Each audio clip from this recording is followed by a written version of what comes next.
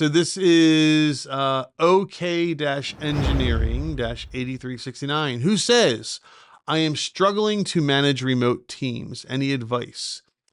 Here's the situation. I have one team member who was constantly missing deadlines, just one. So I thought, let's do more check-ins, just quick, regular chats to stay on top of things, and it genuinely improved their productivity. I tried the same approach with the new hire. More check-ins, more chats. Definitely thought it would keep them focused. But during one call, they tell me, can I be honest with you? And I was like, of course. They said, these frequent check-ins are kind of throwing me off. I get distracted with all the pings. Okay, fair enough, I thought. But then another team member says, I feel like I'm not getting enough feedback. I need more guidance and support to stay on track. Now I'm completely lost. What you realize is that people are different. Yes. Is that there is not a one size fits all. No. Even the thing that says one size fits all does not fit all, right? It does but not. This is where knowing your team is so important. Yes. Right? Like, who do I need to leave alone to get the most productivity out of? And who do I need to push? Right. So, and I have that. I have a guy. If I don't check in with him daily to go over what has to be done for the day, half of it will possibly be done. Right. Right. And I say possibly half because that's like a overestimate of it. Yeah. Right. Except when he gets a dev project where he has to code, I need to leave him alone for those, right? Like he's got to be in the zone. I check in on him, and if he just tells me I'm working on it, I leave him alone till the project's done. Do you know about the zone? Yeah. You know the zone? Yeah, we all get it for different things. I get it like when I'm writing. Like yeah, sure. I wrote my first book. I literally sat down and I wrote it in 3.5 days. Wow. And I basically just sat there for 3.5 days and like in the same chair. And I got up to go to the bathroom, eat, and get some sleep. But other than that, it just flowed. That is focus. My gosh. But yeah, and then I have another one that, like, I think I talked to her 5 weeks ago. Like, I just don't. Maybe. Like, I don't even remember. Stuff just keeps coming in. I'm assuming she's still alive. and the stuff is getting done. And like every once in a while, I'll get a question. And I'm like, I just know that the more I leave her alone, the better quality work I get. Yeah. Right. And she just does her thing. I don't care whether she works from 8 to 5 or 10 to 7 or, 4 hours today and 12 hours tomorrow. Like, if we have a baseline for, hey, these are the things that need to be delivered at those dates, if they're being delivered, more power to you. Yeah. Like, if you do it in 11 hours instead of 16, go find something else to do with your 5 hours. Yeah. Right. Like that's kind of how it functions. But it's also because I know that if it's crunch time, she'll drop everything else and focus just on the crunch time stuff. Right. Like it's very much a back and forth and understanding each of your employees, how they function, how you get the best performance out of them, how to communicate with them. Right. Because it's the same thing. Like if you get into explaining something to someone, right? For some people, you just have to go, look, that's all you need to do. And they go, okay. And then they just know. Right. But for someone else, you might have to go into more details. Like you have to take the thing, you got to lift it up, you got to show it to the customer, right? And then you got to put it back down and then get eye contact again. Right. Like I'll give you a great example of that.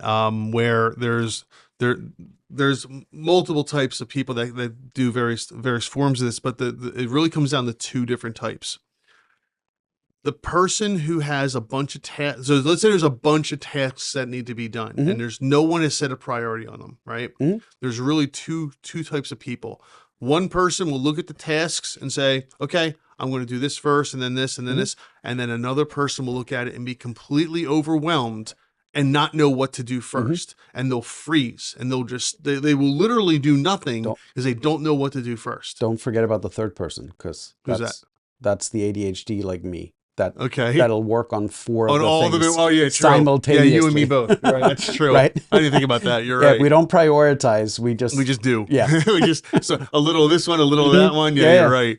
Yeah. So it comes down to the individual's personality, right? So like as you see here, some people need that constant. Okay, what am I doing now? Okay, what am I doing now? Okay, what am I doing now? and other people are like, I got it, I'm good, I'll get back to you when I And need you. it's the same thing. Like for certain employees, the stick works better than the carrot. Yeah. For others, the carrot works better than the stick, right?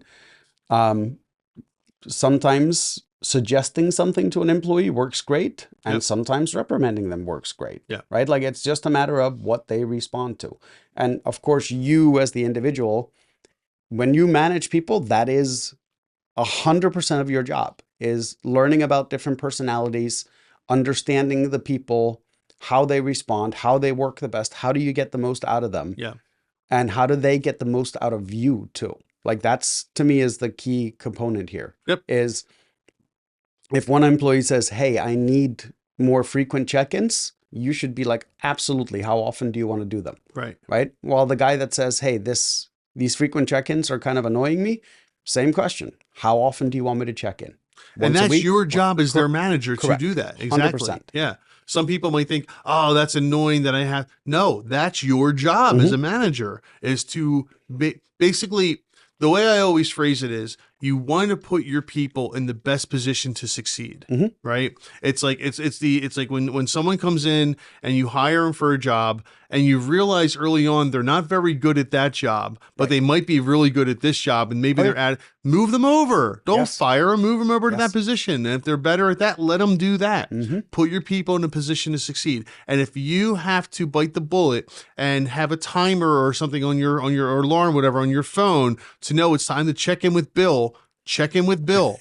That's your job. That's your job, right? Like people think, I think that some people that get put into managerial position think that it's their job to oversee a project, right?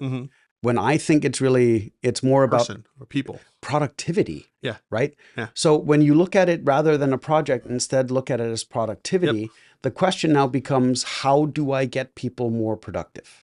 Right.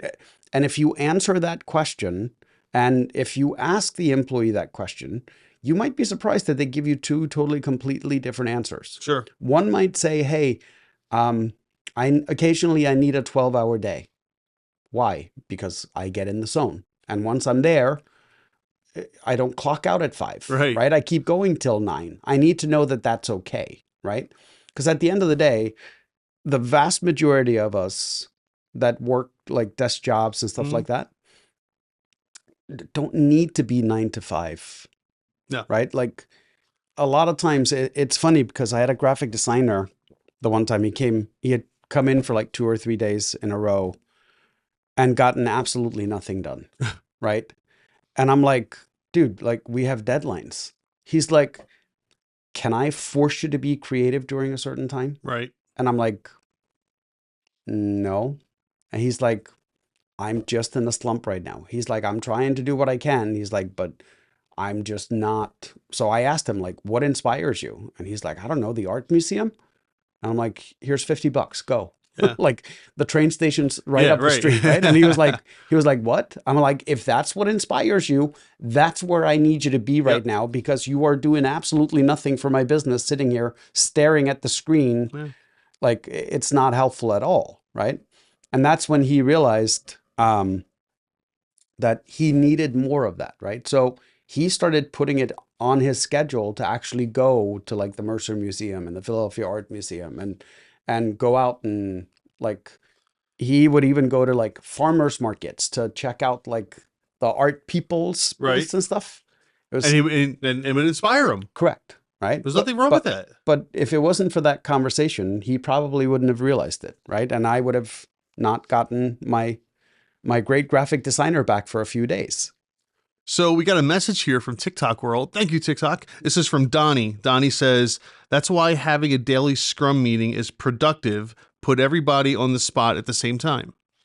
So yeah, I mean, depending on your business, yeah, absolutely. So for my coders, that's what we do. We have a daily scrum meeting. Absolutely. for a variety of reasons. Number one, not just what you're doing, but what is everybody else doing, and everyone can understand what everybody else is working on, because sometimes what happens is there's some overlap, and either they can work on it together, or, oh, you're doing that, then I don't need to do it, blah, blah, blah. Or what also happens is you're only up to this point, well, then I can't do this yet, because I'm waiting for you to finish that. And they might not know it because they don't always work, in the same, sometimes if they're working remotely or something, they might not work in the same building or whatever. Correct. So yeah, daily Scrum meetings can be very important and very productive. It all comes down to what industry you're in, how do your teams work, how good is your project management system? Yeah. Right? How much are people communicating just internally? Like how much is person A talking to person B to backing each other up to make sure that they're at the same places at the same times, right? Because that's another thing that we discovered is there wasn't enough communication between one of our graphic designers and the social media person. She would have all copy ready and expected the graphic designer to get all the graphics done in 2 days, right? Oh gosh, no. And then we're like, that doesn't work, no, right? Like you're. So once again, it all depends. So rather than her, she would do, 30 days worth of social media posts and get everything over to the graphic designer at the same time. Right. So one of the things we broke up is now she sends it in sets of 10. Okay.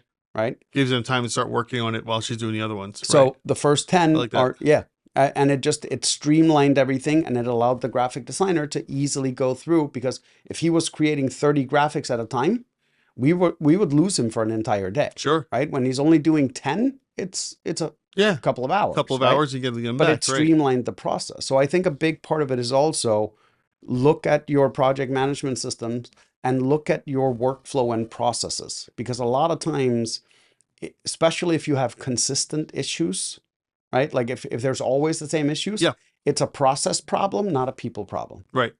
Right. And now on the legal side of my companies, right, on the law side, daily scrums would not be necessary. But we do twice a week, though. We do twice a week. We get together. We go over the project, all the projects that we're doing, just to see where everybody's at. So daily's unnecessary in that case, but definitely twice a week, and it's the same kind of thing. You gotta just figure out what works for your business and for your teams.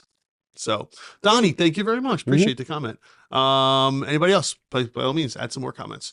So, OK Engineering 8369. I get it. The remote teams are tough, but you're the manager, and it's up to you to understand each team member's individual personality and how you can get the most productivity out of them. And like we said, sometimes it's being on top of them, sometimes it's leaving them alone, and sometimes it's somewhere in between. Yes. So that's your goal. Your goal is to figure out who these people are and how you can motivate them the best.